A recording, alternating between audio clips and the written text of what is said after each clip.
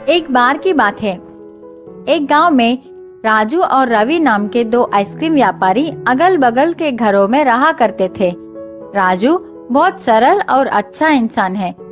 वह गरीब था, इस कारण एक छोटा आइसक्रीम ट्रॉली चलाकर अपना जीवन बिताता था। रवि घमंड और ईर्ष्या स्वभाव का था। राजू की उस छोटे ट्रक को देखकर उसका मजाक उड़ाता था। हर दिन सुबह राजू और रवि आइसक्रीम बेचने अलग अलग रास्ते में जाते थे। स्कूल का समय होते ही दोनों वहां पहुंचते थे। स्कूल के सारे बच्चे राजू के पास ही आकर आइसक्रीम खरीदते थे।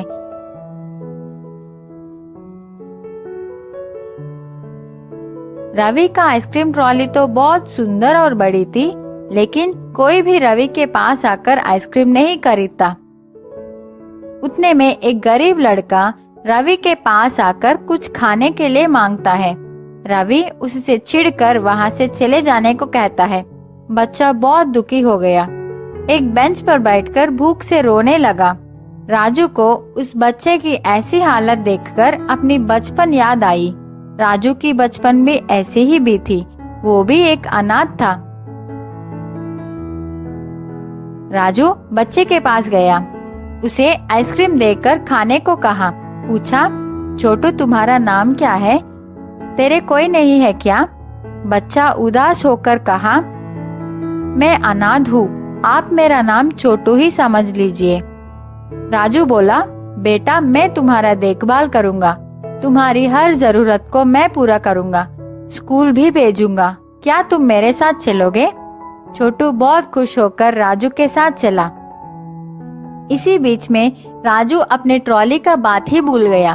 गर्मी की वजह से सारा आइसक्रीम पिघल गई। अब राजू भी कुछ नहीं कर सकता। उदास होकर छोटू को भी अपने साथ लेकर घर चला गया। आज तो छोटू आराम से सो गया, लेकिन राजू सोचता हुआ पूरी रात संकट में बिताई। अगले दिन सुबह रोज की तरह राजू आइसक्रीम बेचने अपने ट्रॉली को लेकर तैयार हो गया।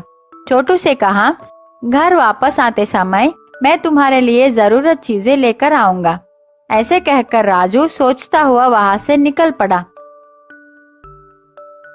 राजू को रास्ते में एक मुनि नजर आए।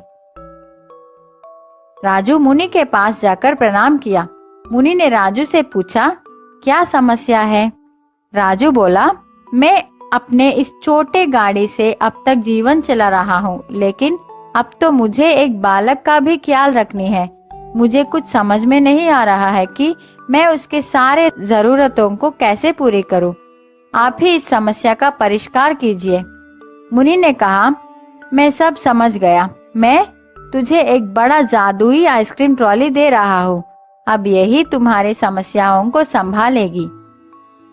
राजू खुशी से मुनि को धन्यवाद करके उस ट्रॉली को लेकर चला गया।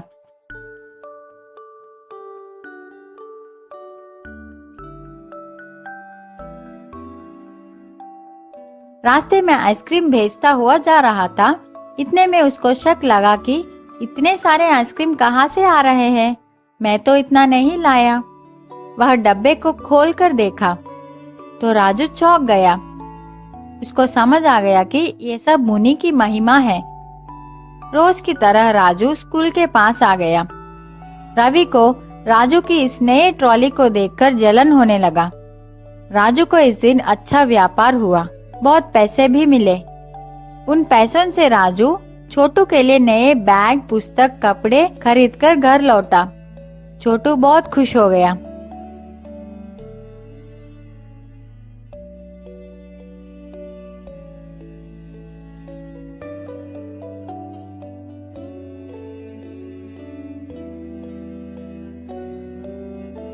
अगले दिन राजू छोटू को अपने साथ लेकर स्कूल पहुंचा।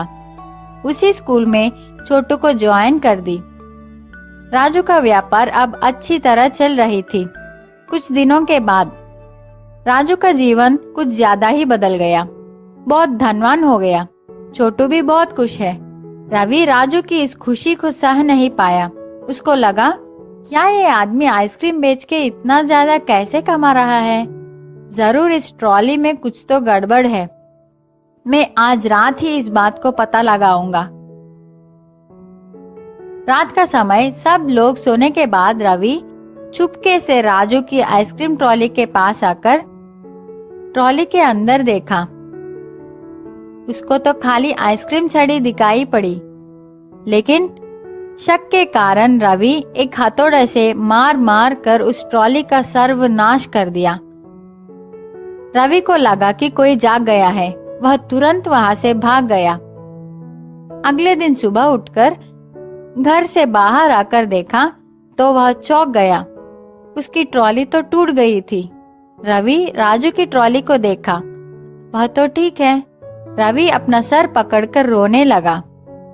सीख, कभी भी दूसरों की खुशी और विकास को देखकर ईर्ष्या नहीं करनी चाहिए। हमारी सोच हमेशा अच्छी होनी चाहिए। अगर हम किसी को अच्छा करेंगे तो वह भी हमारी भलाई ही करेगा।